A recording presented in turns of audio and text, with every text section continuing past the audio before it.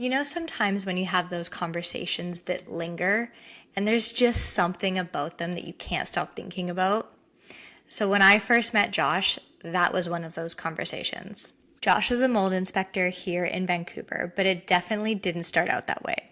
It actually started with his wife's journey. From mysterious symptoms, really severe fatigue, brain fog, chronic joint pains all over her body, and the frustration of not being believed. This is a genuine conversation about a topic that so few understand, yet it impacts so many of us. This is a conversation between the three of us. Myself as a naturopathic doctor who has a passion for addressing root cause, which includes things like mold toxins. Josh, who is an absolutely incredible mold inspector here in Vancouver, British Columbia, and of course his wife, who really started this whole thing and brought it all together. So grab a tea, settle in, join us on the couch, because this conversation just might change the way you look at your space around you and the healing that happens within you. Backstory. Keep going. So, I grew up in a moldy home when I was a kid, and then we moved into a new home. But then when I was in grade 10, we moved again in that home. We know for sure had mold, but my parents didn't remediate it until a couple years ago. So they lived in it for about 8 years, probably, since we moved into that home. So that's like That's a whole nother side story. Yes, it is. But I lived in that home for 2 years, and that's when my symptoms kind of came back and started to increase again. Okay. Then we moved into our brand new mobile home. Okay. Brought in an air conditioning unit. Yeah. That says enough, right? Okay. Yep. It was. We're going to have to talk about air conditioning units, I think. Yeah. No, definitely. But also it's like, I was 19 and Josh was 20 when we got married. Oh, I didn't know you guys met so young. Yeah. Okay. So I also kind of bring in like the young and dumb thing in this scenario, because it was an air conditioning unit that went to the window and then it sat in the house. I feel like those are the most common though, that most people don't have a systemic, I don't know what they're actually called. Yeah, exactly. Because we ended up getting one that just goes in the window. I will never have one of those ever again. This is okay. I feel like we got to start here because most people, yeah, maybe we should give the mic over to Josh here. Most people have the air conditioning units that are actually in the window. Like I think of all my friends who have apartments or small condos. I can think of family members right now who are probably going to be listening going, oh my God, I have one of those. Yeah. So it starts, those are actually the ones that I would recommend. Okay, tell us why you would recommend those ones. Because there's two different types. One sits in your house, and then the tube goes to the window. Okay. So if we're talking about those ones I have learned have a setting for dehumidification. Okay. So they'll fill up with water, shut off when it gets too full. Ours didn't shut off. So water was leaking out of it in our bedroom, and we were gone all day. And so you would just come home and like mop up the water, or you could see the water? No, it happened one time really badly. Okay, no, that's But wait, sorry. Go back to the air conditioner window. The ones that sit in the window that hang out, that aren't in the house. Because when they drip water, it's outside. Oh. If you're the ones that are those ones are the best because nothing goes in the house. Okay. Yes. And if they get super moldy, you can kind of toss them worst case scenario. Like toss the tube, get a new one. No, like the whole unit if you have to. Are they not expensive? Maybe that's a silly question. I don't know. Yeah, they could range up to like $300 to $500. Oh, that's cheaper than remediating though. Yeah, right? Yeah, okay. And cheaper than if you have an air conditioner hooked up to your furnace. Those are a lot of money. And if they get contaminated, then it's blowing air through your whole house. Not just that one specific room, right? Yeah. Yeah. Yeah, no thank you. But what were you going to add about... You're just wrong about what happened to our house. Sorry. Okay. Let's hear both sides. We have two sides to every story. Let's hear your side. So it leaked once, and we caught it pretty much right away. Wiped it all up. Okay. And then you didn't want to do anything about it. And then... This is great. This is good because we've full circle now. Yeah. Right? Look at what you do for a living. I know, okay, because that's like the part this. that I think is so funny. Where No, that was important to share. Sorry, but it was. Because we're going to get to couples who live in the same home. One wants to do something about it because they feel sick, and the other one is like, don't worry about it. That's too expensive. Let's not even think about that. But you want to go to Italy next week. You know what I mean? Yes. Like that priorities on where to put our finances. Totally. That's good. Yeah, because it was a free air conditioning unit from your brother. It wasn't so free. It was like negative at the end of the day, right? Yeah, and you did not want to pay money for a new one. So then we left it, and then it leaked again, and that one was a bigger leak, and it sat there for a little bit longer. Because you're out of the house. Yeah. Then we cleaned that one up. Okay. So then Josh fixed it by putting it in a Rubbermaid container. Okay. Yeah. So then we would have this air conditioning unit sitting in a puddle of water and I was like, that's not good for like electrical. Let's just not. Oh but it was like gosh. a very stupid, stubborn, moment. And It happened. right? Yeah. And but that's the also, part. can we, like, if that hadn't happened, Yeah. where would you guys be now? Well, that's exactly it. Because as much as I'm like, from that point on, my health just went down so hard. And it was like the hardest 4 to 5 years of my life, which, I could go back and be like, okay, asshole. You just took, it's like there is like that side, but also no, I was still sick before that, but I wasn't sick enough to figure it out. And I don't think I would have ever figured it out.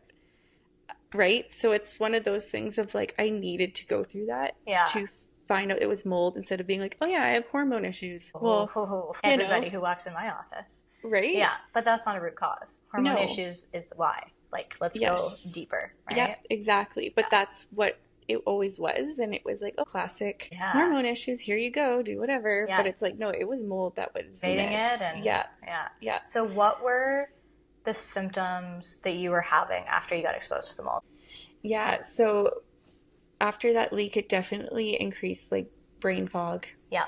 I felt like at work, fatigue. Fatigue, brain fog. Yeah. And like really forgetful. Can you give some examples? Because I feel like I missed something on my to-do list today. And then there's like, I don't know where my keys are. Yes. Yeah. So when it first started, I noticed it mostly at work.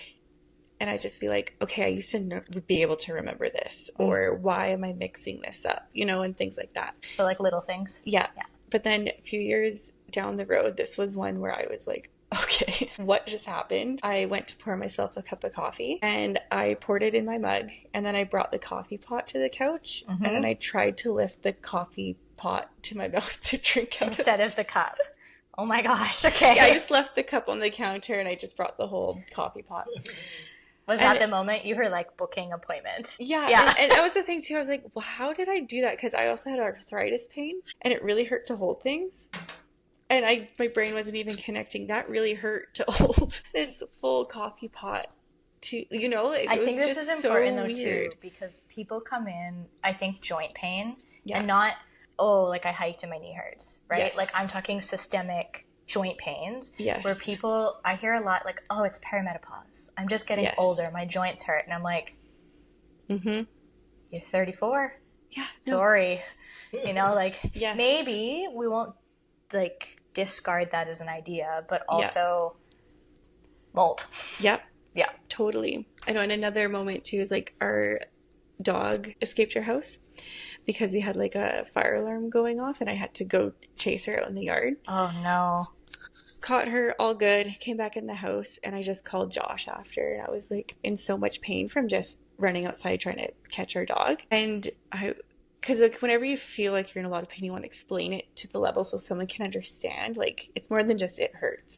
It's also a deeply feminine thing to want people to feel what we feel, but I think in general we want people to understand the severity of what we're going through. Yeah, right. Yeah. So in that moment, I was like, it feels like I jumped off a 10-story building and landed on my knees. No, thank you. And then afterwards, I just started laughing. I was like, that was really like, intense, but it hurt so bad. Yeah. And it's like you couldn't figure out how to describe it. Mm-hmm.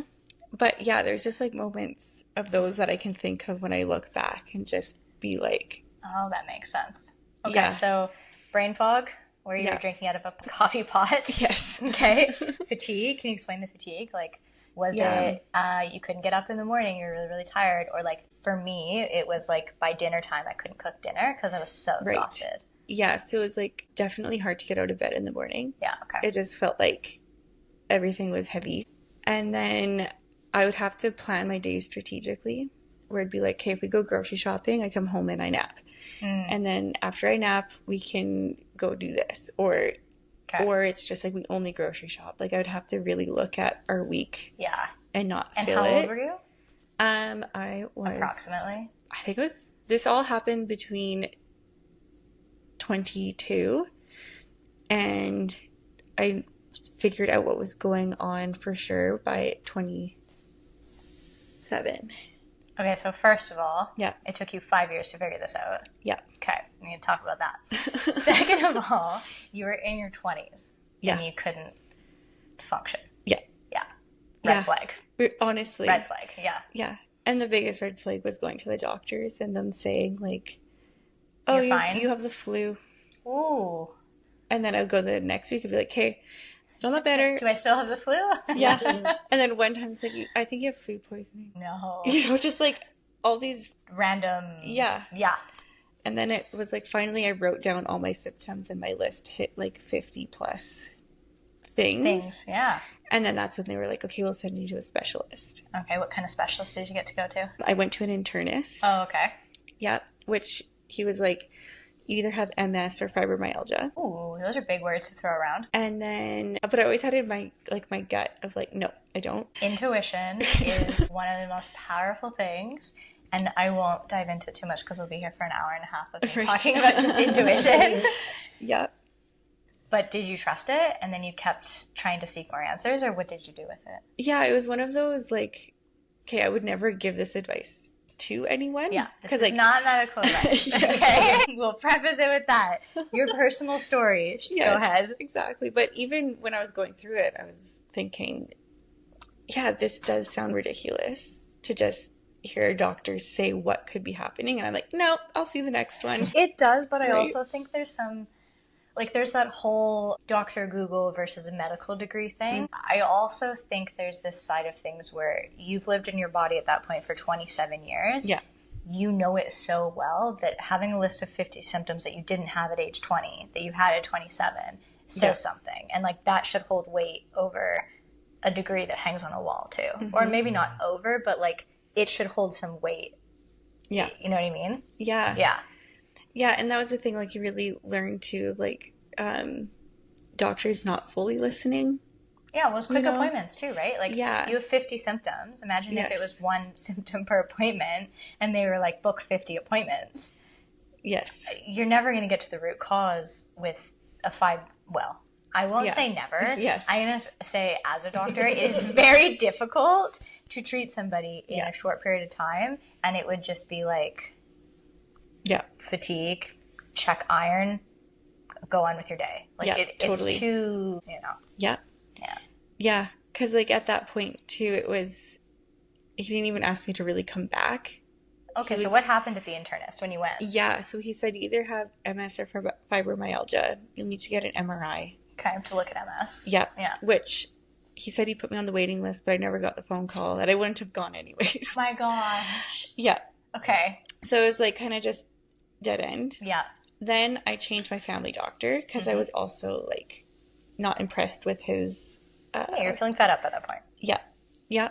And found a new family doctor, which he's awesome and super helpful. Good. And he was like, I think we'll send you to a rheumatoid arthritis. Okay. Rheumatoid specialist. Rheumatologist. Yes. Thank Yeah. you. Because he's like, you either have rheumatoid arthritis Okay. because of the pain I was having. Yep. He's like, but also it could be lupus, but you just haven't had the Testing and rash yet even.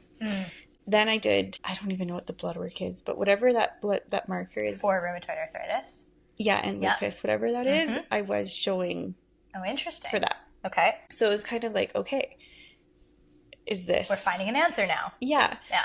But I still felt like, no. Well, I think that just like there's the difference between here's a label and you get put in like a diagnostic box. But then what I hear a lot of from people is like, I was given this label and it's kind of like you walk around instead of like Rachel, it now says rheumatoid arthritis or whatever it is. Yeah. But then like what's underneath, you're not Rachel, you're a human with a complex experience and a husband and a kid and a life. And like you're this story, but you get labeled as Rachel. Yeah. Rheumatoid arthritis is the same thing. It's like, here's this label, but underneath it, what are the roots? Is there genetics? Is there toxins? Like, you know? Yeah. Yeah. That's probably why your gut was screaming at you. Like, there's more to this. Yep. Yeah, totally. So from there, then that's when I was like at home on my computer, just like Googling. Yeah. Doing all the things. And then YouTube, I came across Dr. Jill Krista. Yes. Yeah. We know and we love. She taught me a lot of information about mold. Right. Yes. And yeah, she like had this video up, and I can't remember. It was a video where honestly my brain fog could not comprehend. Oh my gosh. But it still came across. Yes. And I just kept kind of like skipping through because I was like, just can't sit here for 30 minutes or whatever. Yeah. Yeah. And then she said, like, I have a book, blah, blah, blah. It's in my bookcase. Right? Yeah. It's a good book. So I ordered her book, and I was able to read that and comprehend that more than her videos and her talking. Okay. Which I still look back, and I'm like, I don't know why that was. It's probably just at your own pace. Yeah, it must be.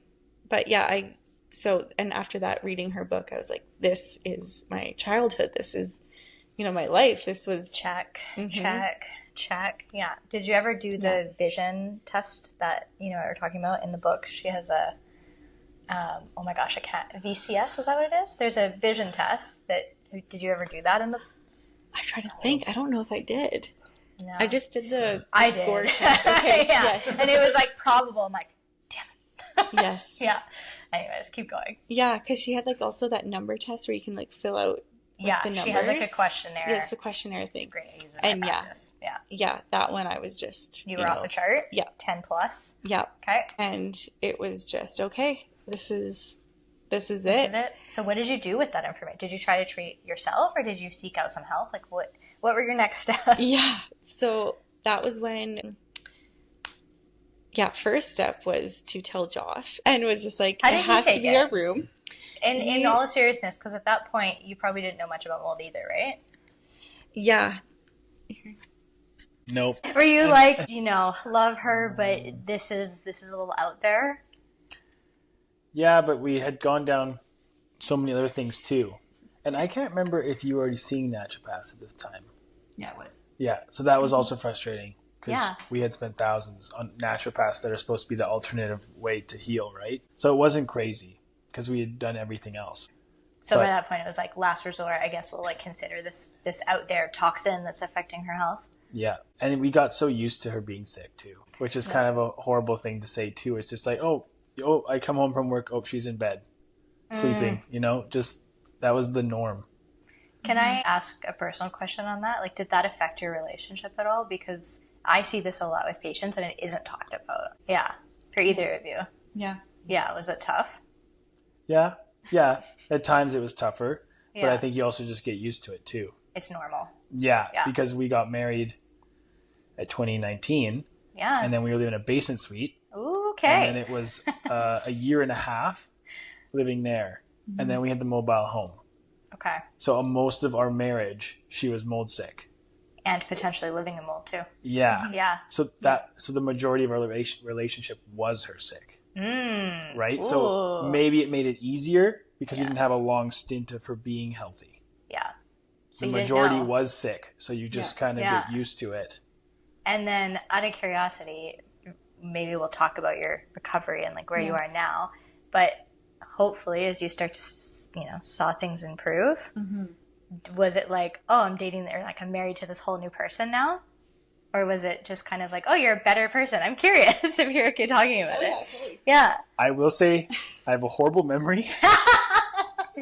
She's the one with the brain fog, okay? Yeah. So I don't know. I think it was gradual. Yeah, it wasn't but I think we had like little wins along the way too. But the hardest thing about most of it was I did the remediation in our room when I didn't know as much. So honestly, it wasn't until like last year that we finally figured it out And that's why we got Nitro, the mold dog. Yes. That was one of the main reasons to figure out what I was missing. Okay, so before we jump into that, and then we'll go back to you. Josh, do you want to actually talk about your background then, and outside of being her husband and her support and her partner, like your career and how you got into the weird niche and world of mold? Yeah. So to my downfall almost with the beginning of neglecting water damage in the house is because I'm a ticketed carpenter. So I had done that for a long time. Yeah. And you're used to building with wet material. Interesting. So in my mind, like most people, especially most husbands, oh yeah, there's mold. But I never even thought about it. Okay. So seeing wet material, in my mind, it was the middle of summer when we had the leak in our room. It will dry. And it was bad. Like I walked in the bedroom and water was squishing up. Oh, yeah, I thought you guys were talking about like, you know, some water spilt on the floor. No, it was soaked through that it squished down. Yeah, it was bad. So we dried it up best we could, middle of summer. Didn't think anything of it, right? Okay. So I was used to seeing How did you dry it? Towels. Oh, okay. It wasn't even like fans or... I don't even owned any fans. 19 and 20, right? Yeah. Yeah, okay. Yeah, pretty That's much. fair. You soaked it up with some towels and you went, can't see it anymore. Golden. Yeah. Yeah, okay. Yeah, and that was one of the worst decisions I made. But it also brought you here. I'm just going to say It did that. bring us yeah, here. And now you get to help people. Yeah. So then at what point in this journey were you like, I'm going to become a mold inspector? Yeah, it took a while because I worked for my dad. So I had worked for him maybe 10 years. Oh, no. I don't know my times. Anyways, a long time. Out of high school. Okay. So it was hard to leave a family business. Yeah. Right? Yeah. Yeah. And so it got to a point where basically I wasn't enjoying the work anymore. And then when we had our daughter, I wasn't always seeing her a lot because I was working so long. Okay. So it just wasn't working for our family anymore. So that was one reason. But reason two is when we figured out it was mold, kind of, more so, we hired a mold inspector. Ooh, yeah. I want to hear about so this experience. This is a big key, and Rachel can probably add to it too. Because I was working when he showed up. But he came to our house. So it was just you? Just yeah. And your daughter at this point, or you had... No, okay, just you. Yeah. Yeah, this is years before, I think. Yeah, it's been a while ago then. Mm-hmm. Yeah. So then he came, and he kind of did the typical stuff that lots of companies still do. Mm-hmm. He did a test in our bedroom. Yep. And then a test on the other end of the house. 2 air samples. And by test, I was just going to say, yeah, just an air sample in the middle of the floor. Okay. Can you explain what an air sample is to like maybe people who don't know? Yeah. So basically an air sample is you take this little cassette or this pump and you stick a plastic disc looking thing and it has a sticky pad in the middle. So you turn this pump on and it sucks air at 15 liters per minute. It's very specific. Yeah. Right? And how I describe it to people is like someone taking an inhale. Yeah. So very weak. So when you put that in the middle of the room, it's not going to collect the air in the corner, you know. So it just collects it like locally in that space. Yeah, let's say like a 5-foot radius if we're, being generous with it. Right? Okay. It's not far. No. So he did one on both sides of our house, but the mold was so bad in our bedroom it collected it. So it collected chaetomium. Okay. Yep. Which is like a 0 tolerance. You don't want any of that. But it was so bad it collected it. So, and then on the other end of our house, it collected, I think, a little bit too, if I remember correctly. So this was just through our house because it had been years. Okay. And to give people maybe like an idea as well, with the air samples, do you, and if you don't know the stats on this, don't worry about it, but do you know like what percent it maybe actually picks up? Like let's say if you just went and did an air sample, but people still had mold, is it like it only picks up really, really, really toxic spaces, or like 90% of the time when an air sample only is done, we can't really rely on it? Does that make sense? Yeah. There's a big company in the States who did their own testing. Okay. Who I trust that went off this, and it makes sense from what I've seen. Okay. It's like a 90% chance that air sample will not collect the mold that's in your house. So it's pretty much a waste of time and money to do an air sample in the middle of the room. And an air sample only. Correct. Yes. Okay. So then what do you do outside of like an air sample? Yeah. So to expand on that, what we do is, because we have the dog, he kind of pinpoints it easier. Yes. So when I take him through the house, wherever he alerts. Do you start with that? Like your broad scan overview is nitro, sniffing stuff out. Yeah. So the long story to get to the air sample part is I walk the home, make sure it's good for the dog. Yeah. People should move stuff off their walls, make it accessible for him. Yeah. Once he goes through the house, he'll alert. I put a sticky tape. Nice. Right? And I just mark anywhere he alerts. Then I go put him outside or whatever. When it's my turn, do my whole inspection, look everywhere. Then at the end, talk to people about what testing they want to do. Yeah. So say if the dog alerts on a wall and there's a bathroom on the other side. So it's like, it's probably something going on. So I'll drill a small hole in the wall and do an air sample with an adapter from in the wall cavity. And then you get a way better result doing it that way. By air sample, so if you drill a hole in by air samples, you're not actually like swabbing or taking something, you're just kind of like the vacuum, you're suctioning air out of there. Okay, cool. Same idea with what they use, but I have an adapter with a hose. So that goes right into that tiny hole. And it's specific. Yeah, it's specific. Cool. And then that's like a way better success rate. Okay. And then I will add to that, certain molds are stickier and less airborne. Okay. So I have that. Yeah, because give me the details. What molds are sticky? You're very limited to, right? Yeah. Because if I swab by a wall he alerts, that could just be the settled spores and dust from the source that's across the room. Mm-hmm. So it's not very definitive. Yeah. But the air sampled from in the wall, it's that way wall cavity between two studs. It's nothing else it could really be from. And here's a question too, because I think, again, mold is like so misunderstood as a toxin. I think a lot of people are just like, oh, it's gross. Like they don't realize how it actually affects your health. If someone just had mold spores and dust, I think what somebody would think that would be more toxic than like, well, it's contained in the wall. How is it actually getting out? Yeah. Yeah. Yeah, that's pretty common. People ask. So mold, as you know, produces mycotoxins, which is a chemical and not like a microorganism. Yeah. So it's separate. It's microscopic. I think it's like 0.007 microns. Wow. I like all the stats you're throwing out. I think I'm going to compile them and just boom, boom, boom, boom. We'll have all the stats together. Yeah, it was like, I used to say it to everybody when I first started out to give people a reference point. And I don't know why I've stopped explaining it. Well, I think helpful. You should continue. I like the stats, Because a mold spore is like 0.3. So a mycotoxin's 2 decimal places smaller. Yeah, you can't see them necessarily, right? And I think it's the same when I'm doing my testing in the clinic, is that I'm testing mycotoxins, like only the toxins that are in the body that we know have an effect on human health, right? Yeah. We're not looking for mold as an organism. Yeah. But I think it maybe the best way to explain it is like you have, I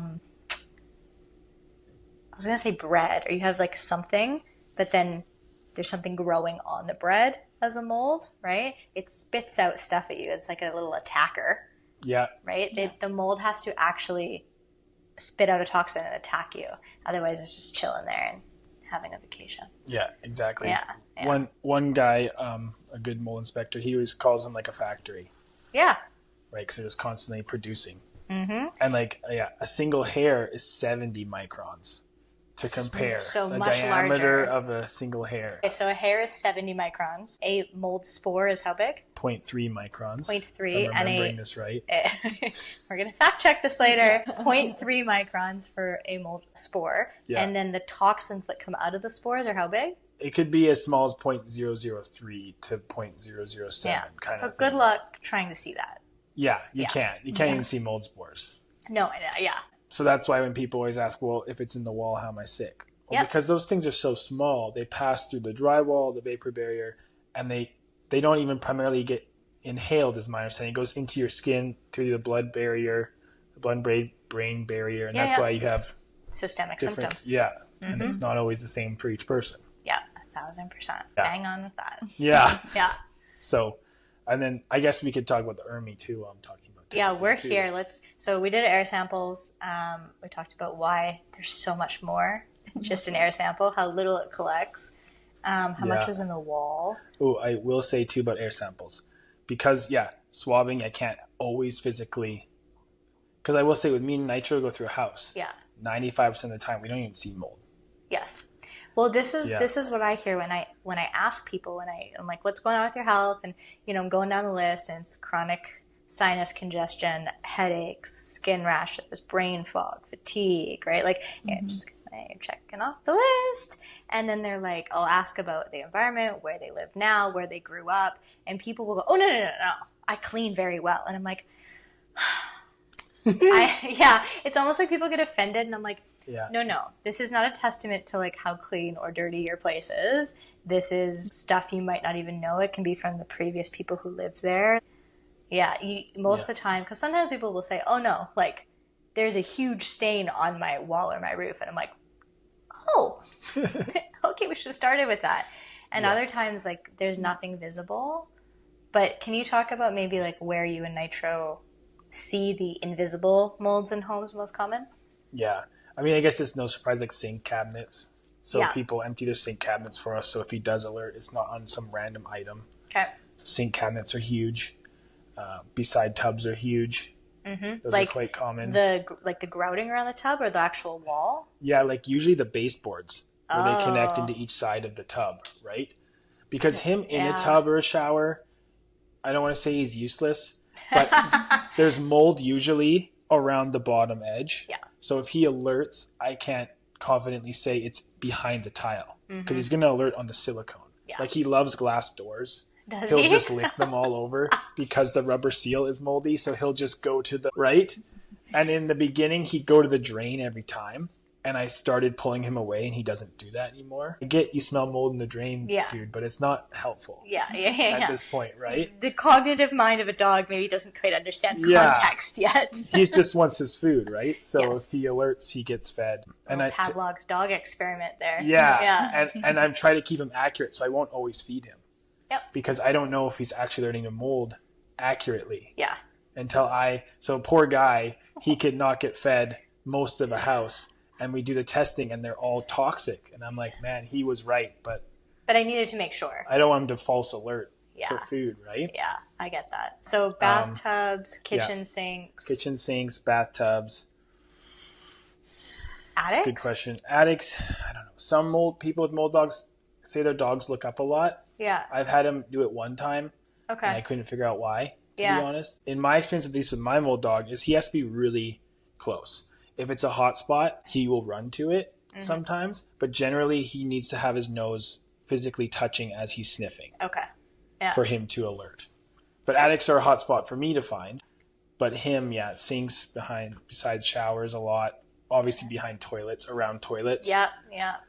Anywhere bathroom related, kitchen related, laundry rooms. Okay, laundry any water machines. Source. Honestly, all the water sources, yes. Yeah, some houses... he could alert 30 different spots. Wow. Right? It's not uncommon for us to find. Yeah. We don't usually... Since I've had him, so I've been doing this 3 years now, and I think only on one hand can I count how many times I didn't find any mold in the house. Oh, no big deal. Yeah. Right? But with him, I mean, I've had him now for 8 months or something, and every house we found pretty much toxic mold.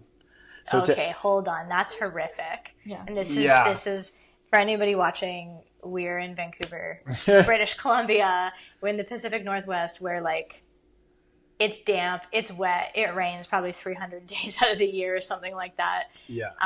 We have a huge mold problem. But I guess, like, of the homes and apartments and living spaces that you've inspected, I guess what % are, like, red flag, really, really bad, and which ones are like, you should maybe consider getting this looked at? Because if we're saying that almost everybody that you've inspected, people are going to freak out.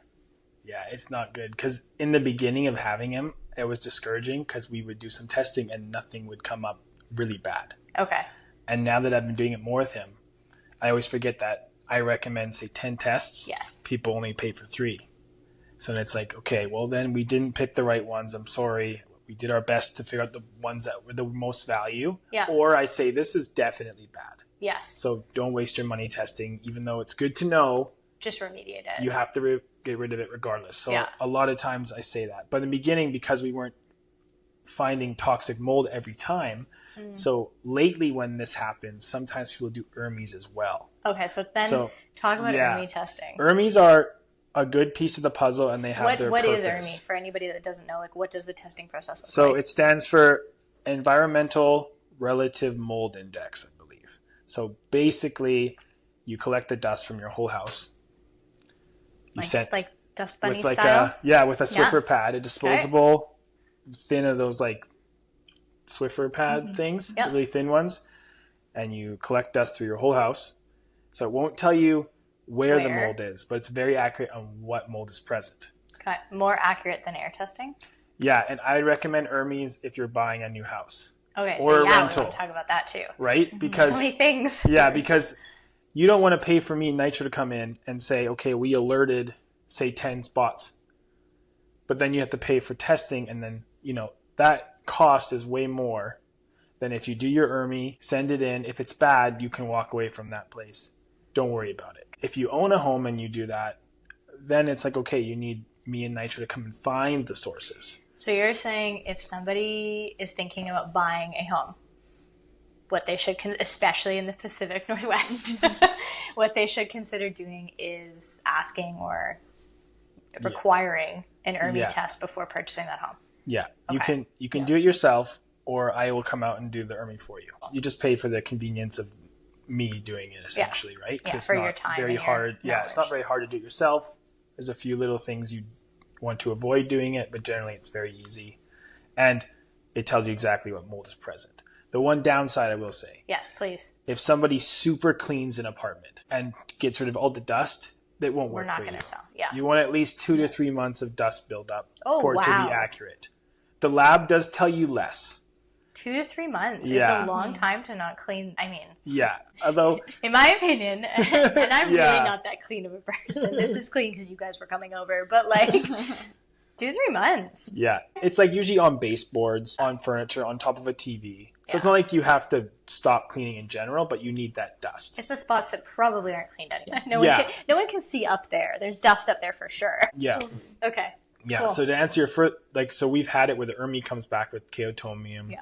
Stachybotrys with black mold, and the testing didn't show up first round. I'm like, well, here's these other options, and we go in and I test the other options, and then we find it usually. Okay. I don't think we haven't not found it. As in, like, ERMI test came back positive, let's say, for black mold and chaetomium, and then when you tested random spots, it was negative. So then you had to go and test more spots to find out the location of the mold. Correct. Because I give people a list of options, and then we try to figure out which ones are the most, like, the best to decide.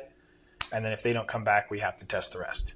Yeah. And sometimes it's tricky because then, there's also a mold called fusarium. Yeah. Which you heard of it? I never collect that on air sample.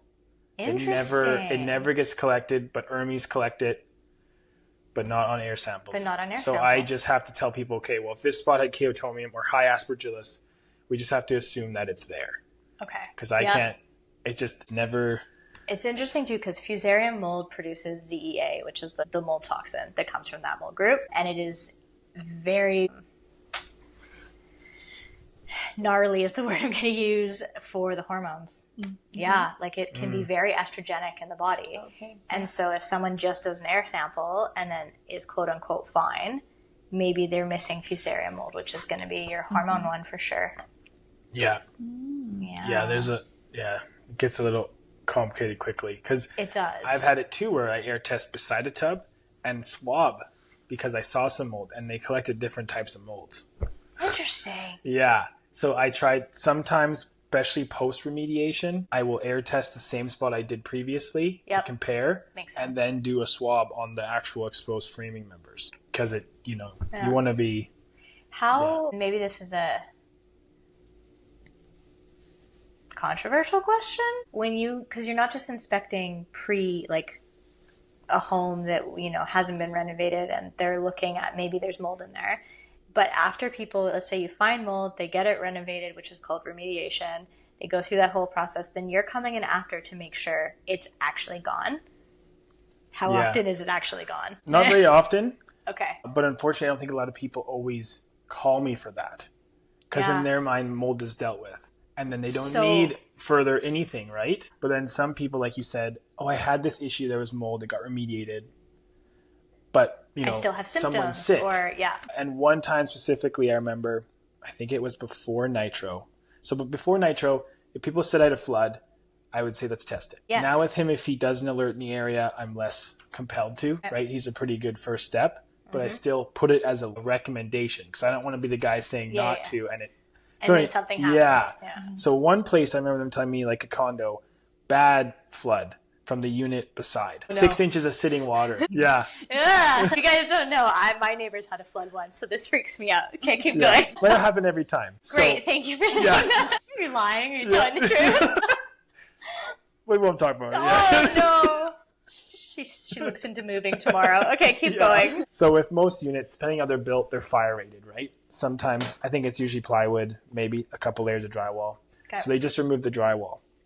But not the wood. But not the plywood, right? So I ended up drilling a hole in the wall where she said was remediated, came back with black mold. And this lady's been sick.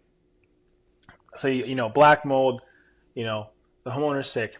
Okay, this makes sense. So because it was strata, they had their own person come in. To remediate it? Yes. So you did the original inspection? Yes. And you know what? I'm getting a little confused, a little mixed up here. But essentially, I tested it. It came back with high aspergillus. Okay. Yeah. The other inspector did his own air test. That collected black mold, actually. Okay. So I was like, okay, so it's definitely here. And he said because it was such a low count, didn't matter. And the lady said they're not doing anything else, and the case is closed. That is heartbreaking. Yeah. And she was sick. Well, here's the thing is, like, as a doctor, too, and as a naturopathic doctor who, very holistic, and I treat root cause, right? Everybody's different. I find that the people who have true mold allergies, like skin prick comes up with, you are allergic to mold, let's say dogs, cats, and pollen, poor person, right? Yeah. They have all these allergies. But people who are allergic to mold are so sensitive to really, really small amounts, and they react so much more. And then you get people like me, I don't have a mold allergy, but I've been exposed, right? Yeah. So it's kind of like I have a sensitivity to mold. Yeah, you know, it's your turn to talk now. A sensitivity to mold, and it's like, at what point do we say this level is safe and you're not going to react when everybody is like an individual person? So that like irks me on my insides. Did you have this happen? Yeah, so it's just like, because even when the guy came in to look at our place, the inspector, I was just, oh, he's going to get it. Yeah. You know, I just had this, you know. Oh, right. Cycling back. We didn't finish this part of the story. No, that's okay. No, but this was the part where it just really dawned on me that people don't get it. Because I was thinking, you're a mold inspector. You get the health thing. You get the whole book I read. You probably read it. Oh, that's cute. You know? But no, he came in and I was like, I feel really off on this side of my house. And I don't know why. And he looked at me like I was crazy. And then that's when I felt so, like, I don't know the right word, but not defeated, but, you know, just like. Yeah, I think defeated is like. Yeah. Disheartened, yes, totally. Because like you go to the doctors and you expect that, but then you have someone in mold, not even acknowledge that. Well, I think too, it's important for people, at least where we live, like mold inspection and remediation is not a regulated industry, correct? Mm-hmm. Like it hasn't changed since we last chatted about that. Okay. Yeah. So you're kind of putting your trust in somebody depending on what their education looks like, and how much experience they have. Yep. Yeah. Yep, totally. Yeah. And then too, like with your own health, you can't get a diagnosis. Well, it's not a diagnosis. Right? Like unless you have such a bad fungal infection, it's in your lungs. Like there's certain diagnoses for very severe. Mm-hmm. But when you're sensitive and you have this 50 symptom list. Yes. That there is no diagnosis that exists right now, which is disheartening. Right? And I think like the only diagnosis that you can get is like fibromyalgia or chronic fatigue, and it's like that to me is not the end. No. You know? I've also seen a lot of mold sick people dealing with MCAS, so mast cell activation syndrome, and POTS, postural orthostatic tachycardia syndrome. We'll just call it POTS. Okay? That one. Okay. For anyone listening, POTS. Yeah, I've seen a lot of mold associated with that. I've also seen period pain, like immense period pain. Yeah. Anyways, go back to your story. Let's finish it. How about MS too? Yeah. Yeah, I have seen very few cases of MS in my practice. I would say like less than a handful. So it's hard for me to say because my sample size is smaller. Yeah. But anything when we're looking at like neurological system and immense inflammation, autoimmune diseases, right? Anything with the immune system, and then also like congestive stuff, sinus stuff, like because you're inhaling the mold. And I would say chronic gut issues that are not getting better with like your classic naturopathic treatments. So like SIBO is a big one for the gut. Everyone thinks they have SIBO these days. Yeah, it's a hot diagnosis. But just because the person's aware of SIBO doesn't mean it's SIBO. Like there's other things. Yeah. I have definitely had patients see other doctors, treated gut issues 3 times before they came to see me. And then I was like, well, why isn't it getting better? And of course, totally, we consider mold. Yeah. So anyways, mold inspector got there. It was just you. You expected him to provide some clarity, and then what happened? Yeah, so he did the air test. Yep. And then he showed the floor where he's like, there is signs of water damage. So little did we know, it was kind of obvious in a sense that we had a problem. Couldn't see the mold, but it was just a damaged flooring. Yeah, the floorboard was like, was it peeling up? Is that what to look for? Or yeah, it was kind of peeling and bubbling. Yeah.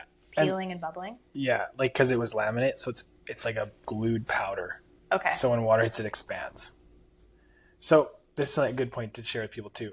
It was so obvious to us, but mold is so far from what you think it can do, even though it's like, do you have like anyone walking in that room was like, did this place flood? You know what I mean? Like it wasn't. Yes, it did. Yes, it did. Right. So that's just one of those ridiculous things. But why did that actually matter, I guess, was the step of why you guys didn't do anything about it at the time. Yeah. Yeah. Exactly. Because we human. didn't see mold still. Well, that's the biggest misconception is like, oh, my place is clean. Like, I don't see any mold. I'm like, it doesn't matter. Yeah, exactly. And when I told him the air conditioning unit leaked in this spot, and this is where the water went and all the things. He goes, okay, that's probably what happened. But he's using his infrared camera, and he are looking at the walls, and he was like, okay, so from your ceiling down to the floor, it's showing cold spots. So it could be a leak from your roof down your wall, or a leak from your window down your wall into the floor. But you won't know until you start like cutting things open.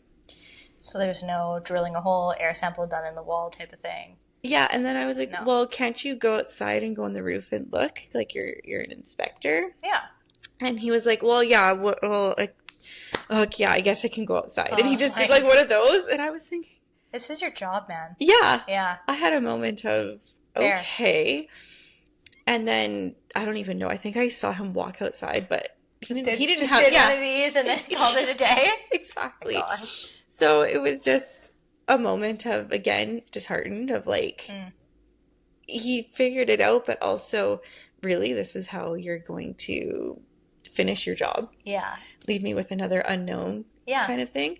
So when Josh came home, I told him, and then Josh is in construction. Yeah. So he could look at it, and it was just a beam or whatever, 2x4. Yeah, just some bunch of studs. Yeah, it was just studs. Just wood in the wall. Yeah. Okay, so, that's extra disheartening. Yeah. Because now you're like... Yeah, because I will add, I don't want to keep slamming this guy on here. Yeah, an infrared camera I use, but it's just hot and cold. It doesn't tell you if it's wet or not, right? So when you use an infrared camera, a lot of times it just shows you where there's wood or missing insulation, right? And with the timeline of the flood and him being there, it happened years prior, right? And I just think he was disconnected with trying to figure it out when it was like, well, how would that be wet when this happened years ago? Yeah. You know what I mean? You probably just thought water, mold. Yeah, and at the worst part of this whole thing too is how bad the levels were for this chaetomium. Because if I collect like a few spores, I know it's an issue. Okay. And we were up there. But a lot of inspectors don't recognize the seriousness of certain molds. Yes. So what are the most serious ones then for people? Let's say somebody does an ERMI of their home and they get a report back. Like, what are the ones where you're like, oh, take that seriously? Yeah. Like, so a typical ERMI, I say the average person collects with chaetomium or stachybotrys. If it's a 1, if it's that low, either remediation had happened and there was just some spores that weren't cleaned up for that low, or it's just the tip of the iceberg. So even a 1 count is something that you should consider. As serious. Yes. For Chaetonium and Stachybotrys. And those which two. Is black mold. Yes. Okay. And there is a few Aspergillus. Species? Because I wish I knew the numbers, but there's like, say, 6 different types on the Ermi. Yeah. But like 1 or 2 of them, you don't want high levels of those Aspergillus. So some Aspergillus. Yeah. Yeah, they produce some, I like the word gnarly. This is my new word. Yeah. They produce some really potent ones. Yeah. Aspergillus. Yeah. And I will say, not saying it's not important, but usually those can be in the thousands comparatively. Okay. So it's a little bit harder it's not obvious, if that makes sense. Like the Chaetomium and Stachy, if those are there, usually Aspergillus is with those two. Okay. Yeah, they're usually, or if they're all combined when you do an air sample. Yeah. So I'm not always worried about Aspergillus, because if there's those two, the Aspergillus is probably bad. Okay. Yeah. But say for like our Ermi, if you hit a patch of mold by accident or like a really big clump of it without realizing it, it spikes it. Yeah, of So course. that could have been for ours, but ours was at 300. Oh, wow. For Chaetomium when we did an Ermi after remediation, and it wasn't small particle cleaned properly, right? So there's a few and that was two years ago. So that was years after I had ripped it apart too. Okay. Right? So that was really high. So a typical house when That's someone... frustrating. Yeah. Yeah. So a typical house when someone does an Ermi, if it's double digits, say 20, that's 100% like you have a mold problem. Yep. And most people who want my services see yourself or other naturopaths who are so sensitive. So when it's low, it's a red flag. Yes. Well, and this comes back to like the individuality of people, right? And we were talking about this before we started recording, was a lot of people will say, oh, well, like my partner's fine and I'm sick or whatever it is. So is it really a mold problem? Because wouldn't we both be ill? And this comes back to the individuality piece of some people are more sensitive to others. Some people genetically don't detox mold well. Other people will just kind of clear it and seem to be more resilient. Humans are different. Some people are sensitive. Some people are not. Because she had a lot of symptoms. Did you, out of curiosity? When we look back, and you helped me realize it more. But maybe not as many as she Not had. even close. Okay. Like I could still function. Okay. Totally you fine. just didn't... I had fatigue, I would say, but I had a very physically demanding job. Okay. You could chop it up to construction. Exactly. And then anxiety was huge. We were also talking about this before we started recording. I was saying the number one symptom I see in men related to mold is mental health related. So anxiety, depression, road rage. Road rage. Okay. Or irritability and stuff like that. Right? That's snapiness. It's always nice when the partner tells the person what the symptom is. Yeah.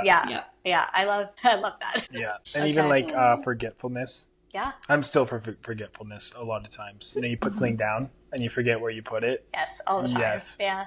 But so it's very common when I go to a house even. The wife is sick, the kids are sick, husband's fine. I hear this a lot from my patients too. Yeah. But I've always wondered if maybe it's the I'll just push through kind of mentality that, not to generalize, but men just seem to have this like I won't complain about it. I'm just going to push it down. I'll just keep going. And women are generally a little more like, I don't feel good. Like we're more in touch with how we feel. Yeah. And again, maybe I'm generalizing, but this is what I see. And the men are also just like, no, nobody's sick. We're fine. We don't need them to spend the money on the inspection, right? But I think it's important for you guys to share your story too, so people can resonate with it and also like recognize that you have the exact same path of being sick, being like, Yeah. 100%. Yeah. I was like, well, I'm fine. Yeah. You know, it's just water. Who cares? Yeah, we dried it with a towel, guys. It's fine. Yeah. So, No. So I always try to do my best if the husband is kind of, because some houses, husband's on board. Like they're pretty much desperate, which is horrible because no one wants me there. Right? It's not something they're also people paying want. you, and the last thing they want you to find is mold, and then say, "Hey, you have to spend more money now fixing the mold." Yeah. That's what people. I'm like, I hope you don't find anything. I'm like, be honest, I hope I do. Yeah. Because then you have answers. I know. Right? If I don't find anything, then what are you going to do after this? Yeah. And that's also a pet peeve I have is people do come to me and they'll show me a report from 5 years ago, said their house was fine. right? So then for years they go down a different avenue when it was mold the whole time. But maybe it was missed. Yeah, it was just So, missed. Let me ask this, because I think this is important. I know a lot of my patients, I'll refer to, good mold inspectors in the city. Yes, and you are one of them. So what are the things that, like, in your opinion, make a mold inspection top tier? Like, what should you not miss? Anything. Okay, so to run people through your process. Yeah. You have a mold dog, which is actually very rare and unique. Only And one in Canada. Can we talk about how he was... date. Can we... Say that one more time? Yeah. Only one in Canada as of now. The mold dog. Yes. Nitro. Yeah. How is Nitro trained for people that maybe are a little skeptical going, yeah, okay. Yeah. So it's a great facility out in Kansas. They do, police work, which is bombs, drugs, bed bugs, a lot. Right. Big problem, right? Like New York, you can imagine. He says they have dogs running 24/7 almost. And Florida. Sorry, no. Oh, yeah. Florida. Yeah. So, yeah. Okay. He got into mold a bit more. I lucked out. Nitro was their family pet. He had bought it because he's always buying and selling dogs, right? They're dog trainers. So he tried him on mold one day. I think he was maybe like a year old or something at this point. Okay. And I just happened to call him maybe a few weeks later after they had kind of tried him out. And I'm like, yeah, I want a lab. I want something good around kids. He's like, well, we have this one. He's doing pretty good. So serendipitous, really. Yeah, it was good timing because they do a lot of other types of dogs that can be a little bit more not so friendly. Okay. Yeah. I mean, it has to do with the trainer, obviously, and the dog. So it does. Yeah, I won't say. Do you find Nitro's getting better with the more inspections you do? I think I've gotten better to how to handle him and to read him better. Cool. Because it was frustrating the beginning, right? So he was trained for 3 months. Then I went there for a week to kind of figure it out, right? But it's still at the end of the week. I take him home. It's just like, oh man, let's cross our fingers. Yeah, let's see how this goes, right? Totally. Yeah. So, he was trained quite well, and it was a good company, right? You can call him up if they have any issues. Yeah, and then his ongoing training is I'll hide usually moldy drywall, not in our house because she reacts. So on our patio, I'll hide it, right where he's in the house. Then I'll bring him out, and then he'll find it, and I'll give him food when he finds it. I'm just gonna put this out there. Most people play like catch with their dogs. Not you two. Yeah. Well, Josh went to Mexico for, I think it was 10 days that you were gone on a missions trip. So then I was hiding the mold out on the deck for Nitro to find. And it was just like, I never thought you'd be hiding mold for a dog to find. Yeah. Which you do on Friday night. Honestly. Yeah, it was hilarious. But it was a good bonding time because Nitro's just like obsessed with Josh. Well, you and doesn't care. The most time with him, right? Exactly. Yeah. And then I'm just, who cares? Yeah. Kind of person. Just the mold sick person that started this whole thing. Yeah, you're welcome. Like, you're here because of me. Yeah, you tell him that. But yeah, then after that week, he was like my pet because I fed him. So he's pretty cute. Now there's a bond, right? Yeah, exactly. Yeah. It's all food. I love it. Yeah. Okay, so back to run us through your process of what makes a good mold inspection, because I'll ask my patients. They said, I had somebody come in and do the inspection. I'm like, what did they do? And usually it's, I don't know, I didn't watch. And I'm like, or it's an air sample. And I'm like, anything else? So what's your process? Because I know it's more thorough. Yeah. Well, yeah, I guess I kind of went over it a bit, but the mold dog's key with our process. Do you want me to go through my process or what makes a good inspection? Your process, kind of both. Process, that's why I phrased it that way. Your process, I feel like, is a good inspection. Yeah. But maybe just things that you think are really important that are often missed that you... Yes, now I understand. Explain to me like I'm a 5-year-old. Mold brain. Yeah. Definitely past water damage for sure. Okay. At the very least, this is what, if there's a flood, regardless of remediation, you should test it. Before and after remediation. Yes. Okay. Or if say they happened 5 years ago, right? Any past history, water damage needs to be tested because you can't trust what's been done. And by tested, we're talking what? Air samples or swabs, usually air samples, okay. But that's what a cavity sample is when it's in a wall. Yeah. So not just a room sample. You're talking go into the source of water damage. Yeah, 100%. So that's probably number one. Definitely a top one is listen to the homeowner. Because in Rachel's case, she could tell that our bedroom was kind of funny, but couldn't really describe it in words necessarily. Well, but also when knew you're something mold sick, was off. that's something that also happens is you word recall and memory and the ability to fully express words, I find, goes. So it's interesting that you might not have been able to articulate, I'm concerned because I feel more off, more brain fog, more fatigue after I sleep in this room, versus like, something's wrong over here. Yes. And him being like, you know? Yeah. So the articulations might not be there, but the person's going to be like, intuitively, I feel like... Yeah, which is probably frustrating as the inspector, but yeah. I have actually one story where I confronted another inspector. Well, so there's... Juicy conflict. Yeah, I forget the term, but there is like a university degree. I don't know if it's an industrial hygienist, but something like, or an indoor air quality specialist, which I could kind of, mold inspectors are that, but I don't have any official government certification, let's say, right? Yeah, because it's an unregulated industry and... Yeah. So everyone's going to have different training. Yes. So they have a university degree, which they kind of cover maybe like soil contamination, water. It's not specific to mold. Okay. So we did an inspection on the island, and the homeowners were super desperate, right? So they called 6 or 7 different companies, right? And a lot of them offer a free quote. And if they find stuff, they get the remediation job. That's their incentive, right? Yeah, this is when we first met, that was one of the questions I asked you. I said, do you do the remediation, or are you just doing the inspection? Because how do I make sure that you're not quoting me for more than I actually need, or my patients, right? Yeah. Like, the inspecting the mold and actually getting rid of the mold are often done by 2 separate companies. I think that's like really important. Yes.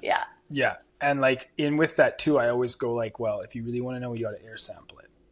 You can go off what I'm saying, but if you don't test it, you need that scientific proof to know, more or less. Yeah. Right? So on the island, I was there. This was after nitro was already Yeah, I had nitro already. So I'm doing my thing, and this inspector shows up. 2 of them on the same company. Because the one guy came in, he didn't seem as experienced. He was like, we have to get the actual environmental specialist here. And it's just like kind of weird why he was there. I think to see anything super obvious to quote them on remediation is my theory. Yeah. So she's going to the house, and of course I am like just listening in. I just stop what I'm doing, and I'm just kind of listening, right? And they go on to say that they've been doing this for 40 years, and they're sensitive to mold themselves. So if they get symptoms, they know there's mold in the house. True test, right? It's the most scientific way to do it is... Yes, mold. Yeah, so this isn't actually, there's another time that wasn't as exciting, but same deal. They show up with no tools, these people, right? She didn't even have a flashlight. They borrowed mine. The homeowner actually came down, and I kind of already told him, like, dude, this is a waste of your time. Yeah. And he's like, I know, but I just want to go through with it. Okay. So he takes my flashlight. That's fine. And I just hear her explaining this, right? And basically she just said, there's no mold. Without any testing? Yeah, no testing. Like she checked the exhaust fan on the oven, if that was working, if the bathroom fans were working. I'm like, yes, that's great, but that isn't going to make someone debilitated if their fan isn't running 100%, right? So then before they were leaving, I had, like, my blood was boiling because they just said there's no mold. And I'm like, excuse me, like, there is mold. Did you look in the garage? And they had a patch of mold on the garage ceiling. So it wasn't like I could just pinpoint little things. Like, there was actually a visible mold in their garage. So you saying there's no mold, you're wrong. And then she just accused me of taking advantage of these people. Oh, that is horrible. You know what I mean? And she didn't even want a conversation with me and stormed out. Yeah. Right? And I was just like, it was just like, this is what I have to go against. Yeah. The free person. And there's that saying, like, what's it saying? Like, good work ain't cheap. Yeah. And cheap work ain't good. So if I wasn't there and somebody trusted this person. Yeah, which when you hire somebody, you're, like, with your story too, and even doctors, like, you're going to them with trust, right? Yeah. And unfortunately, sometimes it doesn't always work out. Yeah. I also think with that story, like I said in the beginning, I'm all for intuition and, like, maybe walking through a home and saying, I just feel like maybe there's something over here, and then testing that region, right? Like, there's this blend of intuition and science, and they meet really beautifully sometimes. But when you're heavily relying on one side or the other, then, like, are you really getting anywhere? Yeah. Yeah. Yeah. I mean, by all means, if she had done testing or done something, I thought the whole experience was odd because she didn't even try to get work for the company. It was like, was this inconvenient for her at this day and this time? Maybe, but then rebook, Yeah, that was a very odd experience. Yeah. Yeah. So obviously you don't do that. That's what makes maybe not the best inspection. But the things that do, like just to summarize, you have nitro, you have your air samples. Yeah. You have your infrared camera. Is it infrared? Yeah, infrared camera, right. And then you have your moisture meter. Moisture meter. For the walls. Yeah. Okay. Other things? A boroscope. What's a boroscope? So, could be an endoscope too. Kind of same idea. The same hole I use to air test, I can stick a camera in the wall. Oh, so cool. Sometimes, I've seen this on your Instagram. Yeah, those are really cool because if nitro alerts and I put them, back in the truck or outside, I'll go check with the camera. Cool. If I see mold, then I'll bring him back in at the end to feed him for his find. So that's one way I can help feed him more. Yeah. Well, we gotta nourish him, right? He's gotta be well fed. Yeah. So that's another tool that's quite useful. Or getting under places that, a lot of places you can't see just from your eyes, right? Yeah. What's the weirdest place you found mold that you were like, wow, that's unexpected? Like, there's the obvious ones of water damage. I will say there was a really old house. Okay. So houses 70s or older. Built in the 1970s or older. Yeah, guaranteed mold. I would say even 80s. 80s. Okay. Like a lot of places that are old, it's like no one can live here. Yeah. Is what the amount of the stuff we find, unfortunately. And it's just use and no maintenance. Yep. Yeah, right? Yep. Or people not knowing their toilet floods. So around the toilet's wrecked. I hear this a lot too. Yeah. Mm-hmm. Ceiling stained and they just paint the ceiling. Yes, every year. Because it comes back sometimes. They just paint over it, right? Yeah. No. So that's when you think about a house for 50 years of those little things, minor things. Building up, right? It just gets worse and worse over time. Yeah. Okay. Yeah. Interesting. What else was I going to say? I haven't been surprised too often. The odd time, nitro adds a lot of surprises. Okay. So this older house, he alerts on a random wall, no windows. It's an exterior wall. And it was one of those tests okay, everything else is obvious. This is weird. Let's test this. And thank goodness they agreed. Black mold. Drum roll. Wow. Yeah, black mold in the wall. And we don't know how it got there. I assume the house did not have their best siding. Okay. And probably the roof had leaked. Ooh. The house's design roof was horrible. It was a tear down house, essentially, add on after add on. So that's my theory because nothing was wet or anything else, right? So, and I didn't see the extent of it. That's one thing too. We test and we leave, and if people hire us to come back. Yeah, after the remediation. Yeah, but most times I don't know the extent of what he finds. Yeah. So with nitro, I will say, and I tell people too, is just because he alerts doesn't mean that's an area affecting your health. Yeah, that's why we have to test it. Exactly, it's an elevated level. He's your intuition, Kinda, yeah. Right? Yeah, it's beautiful. He's not the end all be all, but he's a great tool to have to use. Yeah, when I first got him, I was pretty stoked, and he was a little what's that word? Insensitive to the homeowner.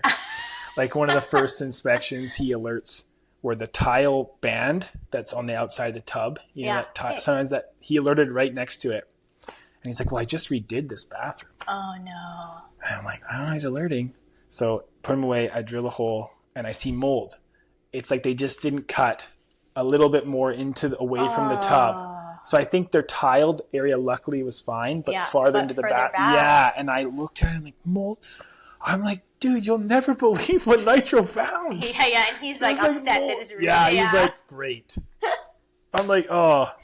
Yeah. Right, sorry, this sucks for you, but my dog is excellent. Yeah. There's a learning curve, right? Yeah. So that was exciting. Yeah. But other than that, I'm not too surprised where we find mold at this point.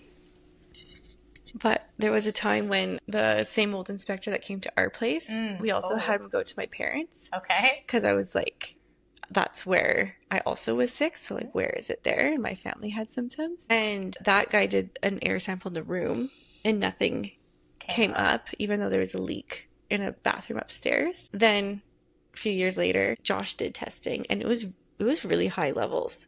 And wasn't it an air sample in the room, or was it a different type of test that you did? Air sample, but is that the living room ceiling? Yeah. Yeah, it was. I did it in the ceiling where he did it in the living room. You actually went in.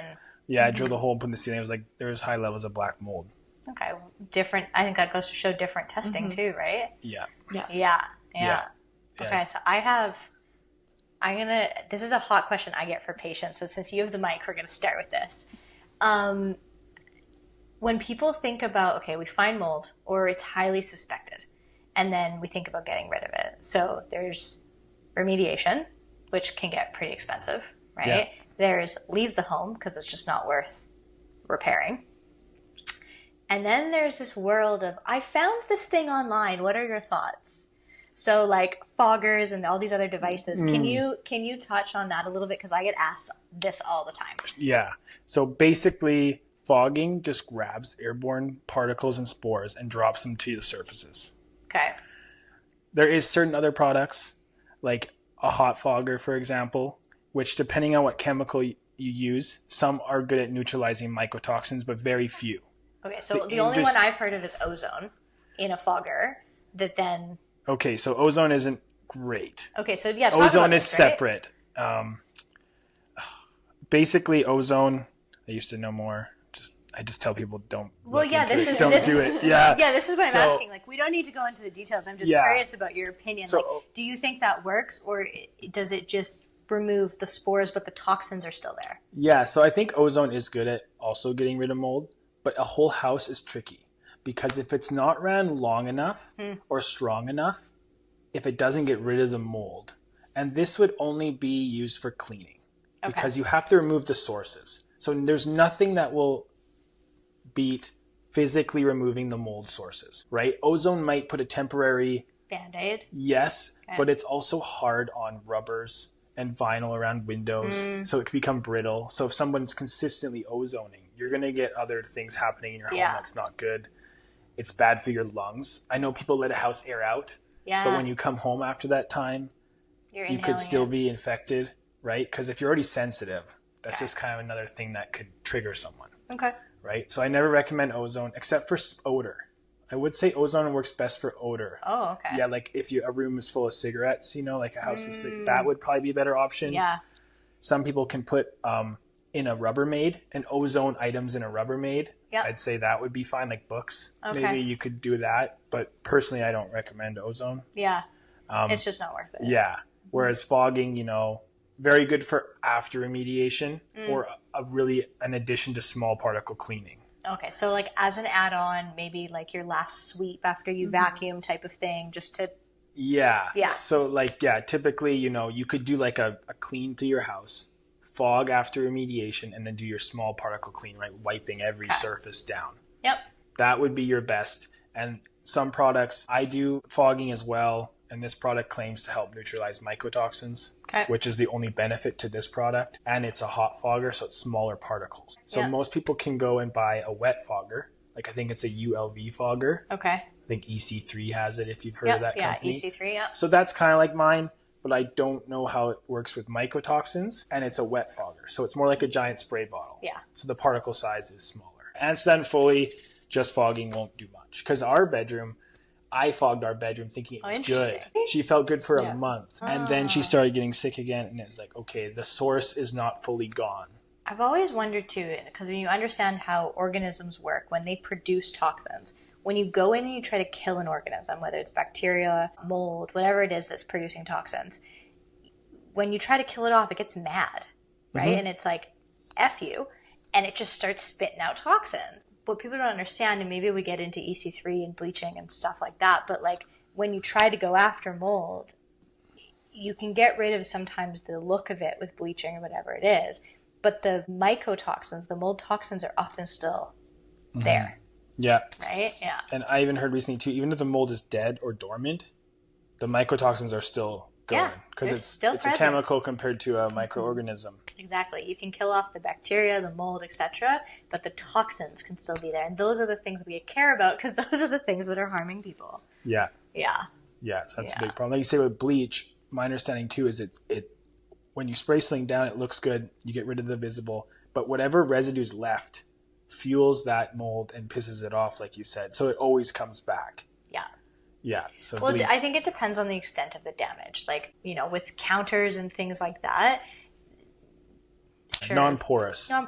My washing machine, right? Yeah. Sometimes I'll have some bleach in there, or a little bit of essential oils, things like that I've done in the past, grapeseed extract, just to help. But when it comes to water damage in a drywall type, you're not going to be able to wash it off with. Yeah. Yeah, there's so much more that needs to happen. You got to remove. Exactly. Like a loaf of bread that's moldy on one end, are you going to eat the other half? Most people do. Oh, well, you shouldn't. Because mold has roots, right? And people don't understand that. Like, even the box of strawberries, right? There's one moldy one in there. Spores. And then they spread their toxins. Like, just because it doesn't look moldy just means it hasn't grown yet, usually. Yeah. Anyways, definitely. I digress, Yeah, and I will add one thing about washing machines. We use ammonia. Ammonia to clean it, or to add to like the bleach cup compared to bleach. Ammonia seems to be really good at killing mold, apparently. Interesting, because front loaders, we have those front loading washing machines in there, annoying. Yeah. Yeah.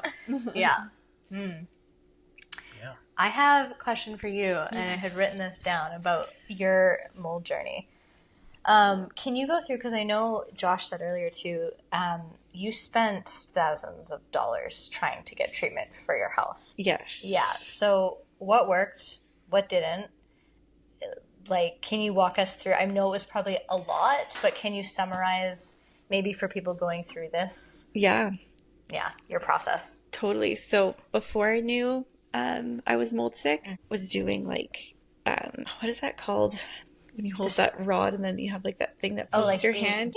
Vega? Oh, Vega. Vega testing. Yes, that one. So I did that quite often just to see what I was sensitive. Like food sensitivities, you don't eat that, then you introduce it again. And just that whole process. I did it like, I think 4 different times. Yeah. Throughout the years. And then I did hormone, like testing, treatment, support. Yep. Okay. Yep, all of that. And then it was mostly those 2 things, but it was always like got the well tested, like well water, to see if that was the problem. Then I kind of just went through this cycle of the same thing. Is it your well water? No. Is it parasites? No. Is it and then all of a sudden she's like, let's test your well water again. Yeah. Maybe we missed something. Yep. So I did like the loop. Yep. During that time though, I was dealing with like a lot of pain, and I always butcher the name. It's okay. Craniosacral therapy. That relieved a lot of pain. That was something like if I didn't get that done, I don't know how I would have. Yeah.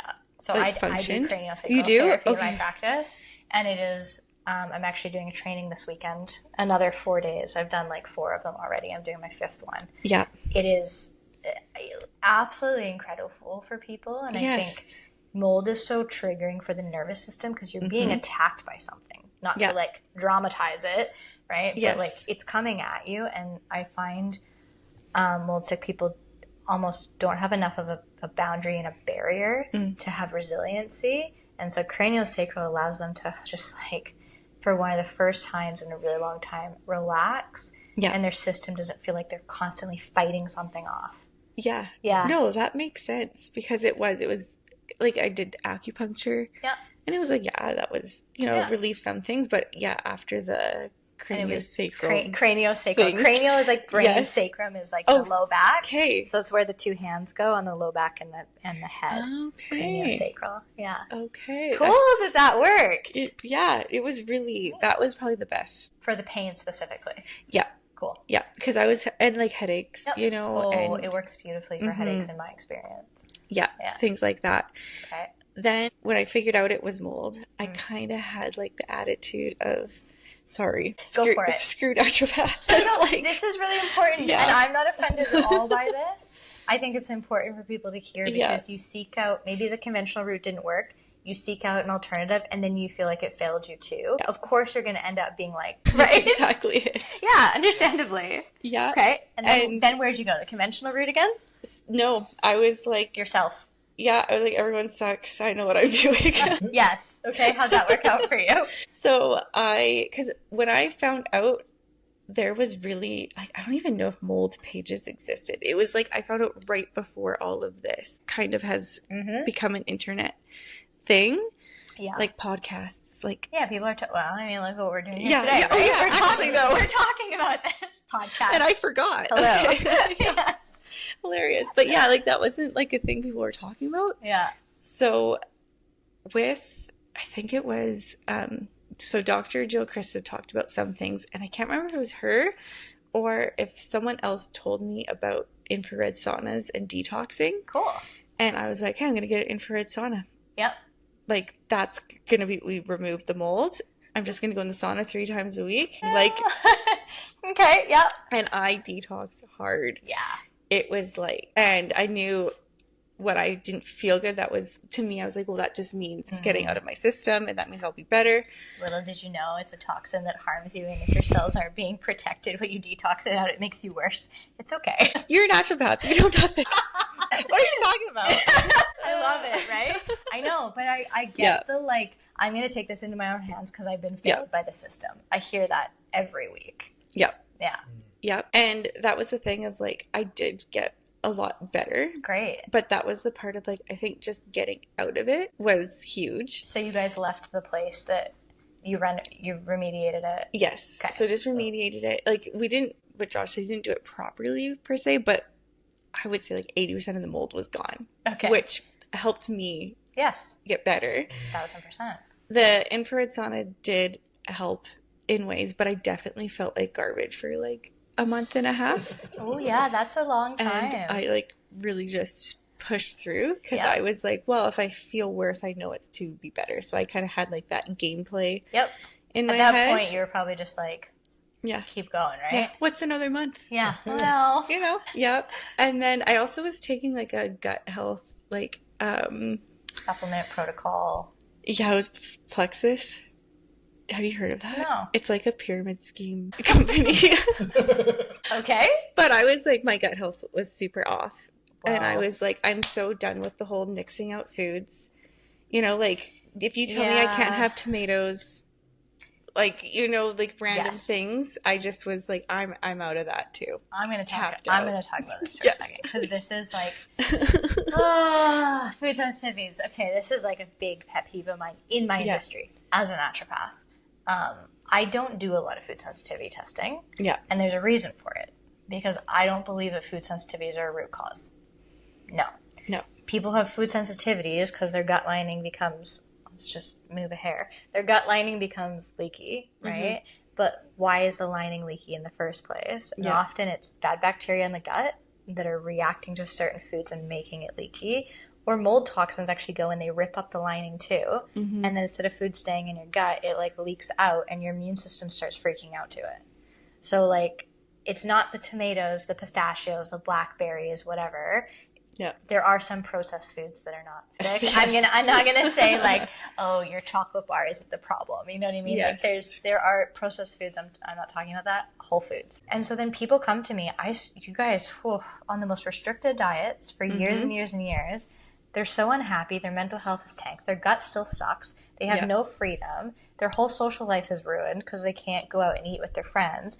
And then they're like, can we run a test? I'm like, absolutely not. No, and I think this is important to note with mold is that it sometimes is related to mold toxins, but sometimes it's related to gut bacteria. Yeah. Often it's both, right? But it's not always the tomato. And if we just cut them out and we don't address the thing that's making you react to tomatoes when you don't, then what what are we doing in the first place other than making people unhappy? Yeah, and then that was the thing too. I'd get my test back and it'd be foods that I know when I ate I felt fine still. Yeah. And that's the part where I was like something's wrong here. Yeah. And then too, sometimes I wouldn't mix the foods out. And then I'd go back and be like, wow, you did really good. This isn't showing up on your test. So you were trying to see, is this actually working or not? I mean, it was a mix of like trying to see, but also it felt great to be like, wow, you're doing so good. I'd be like, yeah, I am. Yeah. Well, I just now ate. They do. Yeah. I just ate ice cream before I came to this appointment. Yeah. And I said I shouldn't have dairy, but I did. Yeah. Joke's on you. Yeah. So, I think there's a lot with that. Yeah. But I think this is good to talk about because so many people do elimination diets, and it's like the number one thing I hear when I meet with new people is, I tried to eliminate this food and and yes. I'm like, we can look at food sensitivities, but I will tell you that the reasons you're reacting are Yes. And I think those are important to investigate. Yeah, totally. Because actually one of my symptoms too, I always forget, was gluten intolerance. Mm-hmm. But like to the point, like I can't share toaster. Yeah, like celiac level gluten intolerance. Yeah, and I don't have celiac. Okay. So that was the part where I was like, I need to do something for my gut because, like, you know, I can't keep cutting more gluten. But now it's like I'm still, like, still have my own toaster. Okay. I still do, like, those things, but I can tell when I do get cross-contamination. It's not as bad. Yeah. Great. So it's like those are the steps where I'm like, okay, I know things are making progress. Yeah. And I just have to be patient. It's like, yes, it's been years, but it's still. This is something too, like recovering from mold sickness isn't here's your mold illness supplement and go on your way. Like I usually tell people you're looking at a 12-month journey at a bare minimum. Yeah, totally. Right? Yeah. Do you find a lot of people who with food sensitivity to gluten? Because I see it a lot. Yeah. It's like gluten and dairy are the two top food sensitivities that I see.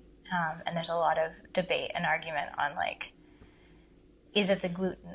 Is it something we're spraying the wheat with? Is it, right? Because some people go to Italy and they can eat all the gluten in the world, and then in North America, they can't even share a toaster type thing. Yeah. But to my understanding, like, the gluten is still present in both of those countries, but the way we process them and treat our crops in Canada is very different than the European Union. So I think that says something too, and it should lead to a lot more research, in my opinion. Yes, definitely. I digress. Yes. Yeah. Definitely. Okay. I'm just seeing if there's anything else. Was there something you guys wanted to talk about, or that we haven't yet that you're like, this is so important? What have we talked about? Okay, I have a few more questions. One of the questions I got actually from somebody was around if rainfall increases indoor humidity and then potential mycotoxins or spores or anything like that. Or because some people will say they feel worse in the winter when it's wet here versus in the summer. Do you find any differences when you test homes, or no, based on seasons? I used to I think there's a slight effect, because if you do have higher humidity, like if your house gets above 60%, mold can grow on surfaces. So ideally you want to say 50 and below. So on a rainy day, your humidity is going to be higher inside, right? So then in that instance, I would say if you had a mold problem, high humidity can feed mold, right? So in that aspect, all those factories could be, starting up again. But it's only if you already have a mold problem, it'll make it worse. It's not like it's going to just magically. No. Yeah. Because like 99% of mold is from stuff leaking in your house. Yep. Very little has to do with how much rain is outside. Okay. Beautiful. Yeah. Perfect. One of the other questions was, because we live in the Pacific Northwest, what can we do to prevent mold? Give us maybe 3 things, like the top 3 that you would do, or maybe that you guys do that most people don't and wouldn't think of. Preventative measures? That's a good question. Definitely. Besides the obvious, don't have leaks. Yeah. And then rip out wet material when you have a leak. That's important, because a lot of people will just leave it like you did, yeah, not to rub it in, or like dry it with a fan, but like maybe not actually rip it out. Yeah, I will say if you do have a bad flood, you should get a dehumidifier. Yeah. Like an industrial huge dehumidifier. They work amazing. Great. We had another leak recently, like a few weeks ago. Oh, you guys. I don't want to talk about. But it got the room down to like 20% humidity. Wow. Within like 6 hours. And 90 degrees Fahrenheit in our laundry room. So it's like, okay, this is hot. Yeah. If you can get water dry within 24 hours, that's ideal. Because in 24 to 48 hours, aspergillus will start to show up. Which is one that produces mycotoxins. Yeah, most of the mycotoxins. Yep. Yeah, most of them. So 3 big ones. Yeah, so if you have a leak, dry it out as quick as possible. I don't think fans and towels will do justice. Clearly. Yeah, right? Yes. Proof, yes. Yeah, preventative, that's tough. Because like maintenance is key, right? Yeah. Like, get your furnace ducts cleaned yearly. Change filters 3 to 6. HVAC units too, I was going to say, yeah. Yeah, get your HVACs cleaned, yearly and serviced. That would be like clean your ducts, and servicing your furnace are 2 separate things. Yes. And you want your furnace cleaned, or your HVAC system cleaned as well. Yes. And changing your filters every 3 to 6 months. Yeah, I don't think you can avoid mold necessarily, if that makes sense. Like if you have a flood, I agree with this. Sometimes you can't control floods. No. And it's not from anyone doing anything wrong. Yes. Yeah. I agree with that. I think where we choose to live, it's kind of unavoidable, but I think the key is like how bad is it in the home? How unique is the person living in the home in terms of like what's their bucket like? What's their capacity like to hold a toxin? Are they going to just be able to release it? Or is this going to actually become a massive health problem? And I think what's interesting on mycotoxins, we're getting tired now, mycotoxin tests, the level isn't 0. And this is what's really interesting when you look at like the trichothecenes, which comes from black mold, or, gliotoxins, DEA, all these molds. When we say it's present in somebody's body, it's usually over a certain level. That level isn't 0, right, meaning that most people's bodies are going to have some mold in it, and a little bit of mold we can tolerate. But once you hit that threshold, there's usually symptoms, right? Yeah, definitely. I will say one thing to recommend for people if they listen to this. If you've made it 2 hours in, made it this far. This is the most important part. Actually, this is good for our climate too. Actually, this is kind of good. Let's hear it. People, if they have condensation on their windows, yes, usually means high humidity. It could also mean windows with aluminum frame, like a metal framed window. Yeah. Those old single pane. They usually condensate because the hot air inside touches the cold metal. Condensation. For our home, it was a newer home and we had condensation issues. So if you have a furnace, obviously if you have in-floor heating or electric baseboard, you're kind of screwed. Okay. Like, note to self. Yes. Yes. Airflow is key. Right. So if you have a furnace, put your fan to on, not on auto. So most people have it on auto, so when it's heating, it turns on. Have it to on so your air is constantly flowing through. and that helps lower humidity. Okay. I've been to a house where they had 60% humidity upside, 60% humidity upstairs. There we go. Yeah. And they had 3 ceiling fans. So I said, turn your ceiling fans on. Yeah. Because they didn't have a furnace. So I guess fans would work. Yes. And it Airflow went down is what you're saying. It went down to 50% within a few hours. Wow. Right? So in my experience, airflow is key. Sometimes I tell people get a tower fan. Those tower fans, put them in the corners of your room just to get airflow circulating. Because worst case scenario, I've seen mold in closets. Yeah. Because they keep the door closed, high humidity, no airflow. Dark, it's going to grow mold. Perfect home, really, for mold. And I can't even say if they have a mold problem to cause it, or it's just because that environment, the mold in the air could just start to grow, right? I'm going to go open all my closets when you leave. Yeah. And I guess one thing to share too, if people are still listening, keep your windows open too as much as possible. Yeah, I've heard that. Because if you're living in mold, unfortunately, there's not a whole lot you can do. Get some really good quality air purifiers. Keep your windows open, and either find the mold or move out. Yeah, I agree with you. Yeah, you can't do much. much. The first step to all my protocols is talk to an inspector, and then like if it's bad, if we can afford moving, which is tough when you're living in the Vancouver area. Yeah. Or remediate it, but like I can only protect your body so much with herbs and supplements and things like that. At some point, you have to stop getting exposed to the extent that maybe they are now, right? Yeah. You probably see this, and I tell a lot of people too. I think I'm right.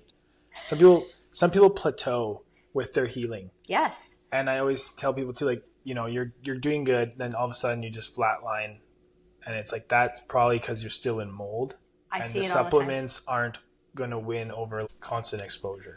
I see it all the time. Yeah. I'm constantly having that conversation. Yeah. And it's a tough one because, and like you can continue spending whatever amount of money on supplements, but like I'd rather you just get better, get out of the environment and not need the supplements. You know what I mean? Like this isn't a long-term solution, but it's tough to face that in a financial environment like this, right? Yeah. And like to be honest, someone's renting, I send them information. And I said, this is the price, but I recommend if your landlord's not willing to repair what we find, I would just recommend move. Yeah. Right? Because, it's one thing for a landlord to agree to an inspection even, let's say, because sometimes the tenants pay, but I don't want them to pay if the landlord won't do anything at the end result, right? Yeah.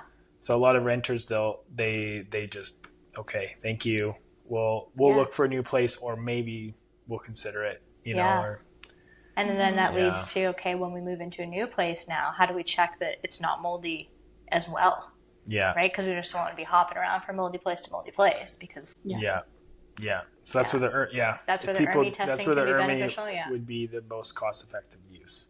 Okay, I have kind of like a ending ceremonial question for you both. Okay, perfect. What do you think this experience dealing with mold taught each of you, or like why do you think that mold entered your lives? It taught me a lot. Yeah.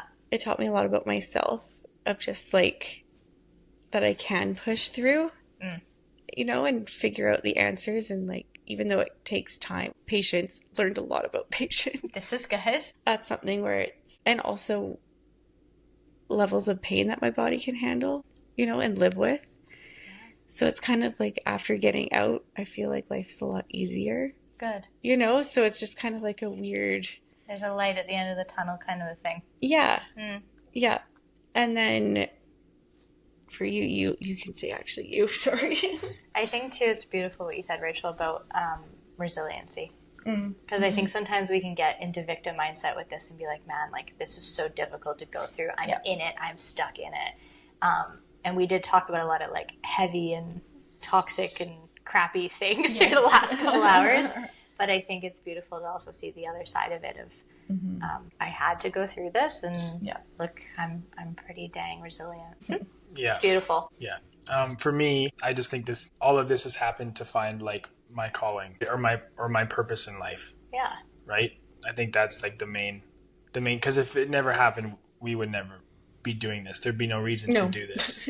Right? No reason for a mold dog, no reason for any of this, right? Yeah. And even in our small circle, we've helped people that are close to us who they wouldn't have thought either, right? And so it's, I think it's just what my purpose is. Yeah, and I also think too, like our next generation, like too, so like for our daughter, like, and like future kids, just what we can teach them about mold, and that chances are they have genetics from me. Yes. You know, and it's like, oh, so we can have our kids not go through this, you know, and at least prepare them for their life.